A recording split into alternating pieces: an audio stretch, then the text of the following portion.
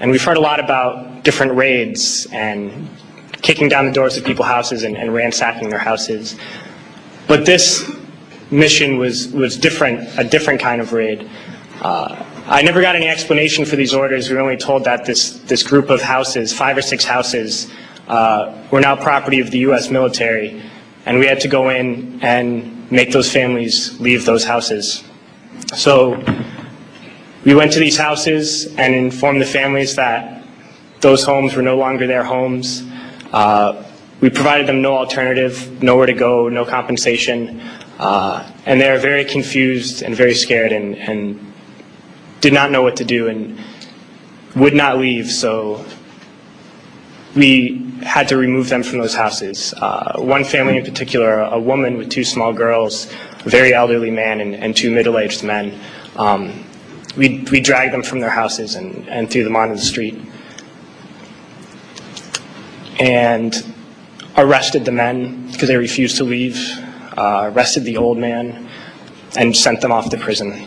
And at that time, I didn't know what happened to people when we tied their hands behind their back and put a sandbag on their head. But unfortunately, a few months later, I had to find out. We were short interrogators, so I was assigned to work as an interrogator.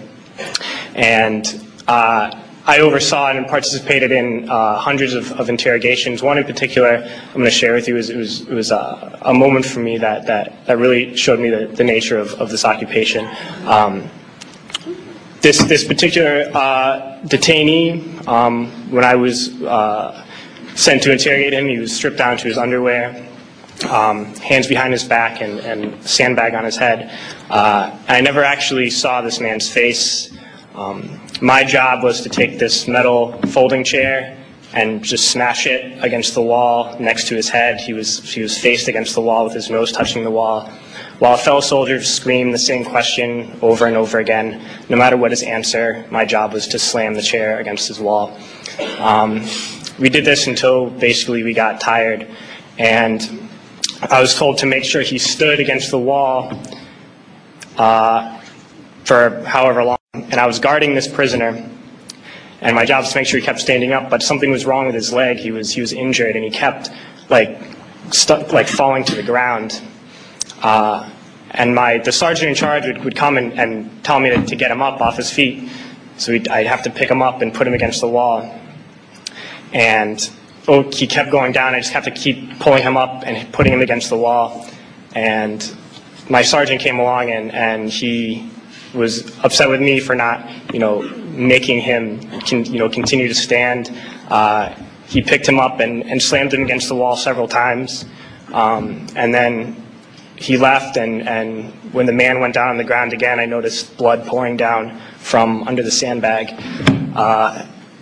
And so I let him sit, and when I noticed my sergeant coming again, I would tell him quickly to stand up. And I realized that I was supposed to be guarding my unit from this detainee, and at that point I realized I was guarding the detainee from my unit.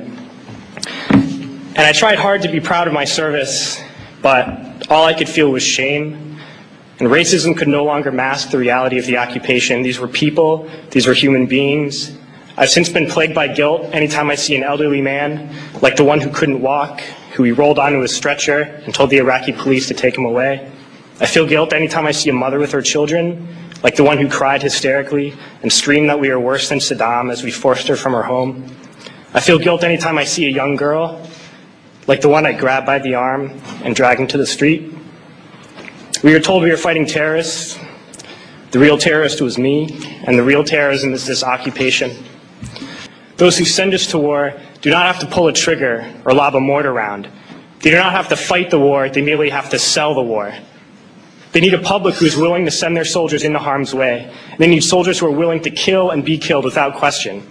They can spend millions on a single bomb, but that bomb only becomes a weapon when the ranks of the military are willing to follow orders to use it. They can send every last soldier anywhere on earth, but there will only be a war if soldiers are willing to fight. And the ruling class, the billionaires who profit from human suffering, who care only about expanding their wealth, controlling the world economy, understand that their power lies only in their ability to convince us that war, oppression, and exploitation is in our interest. They understand that their wealth is dependent on their ability to convince the working class to die to control the market of another country. And convincing us to kill and die is based on their ability to make us think that we are somehow superior. Soldiers, sailors, Marines, airmen have nothing to gain from this occupation. The vast majority of people living in the U.S. have nothing to gain from this occupation. In fact, not only do we have nothing to gain, but we suffer more because of it.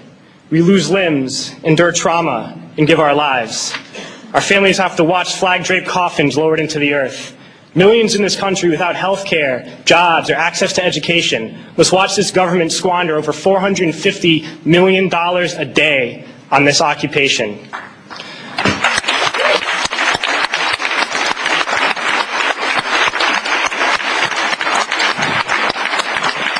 Poor and working people in this country are sent to kill poor and working people in another country to make the rich richer. And without racism, soldiers would realize that they have more in common with the Iraqi people than they do with the billionaires who send us to war.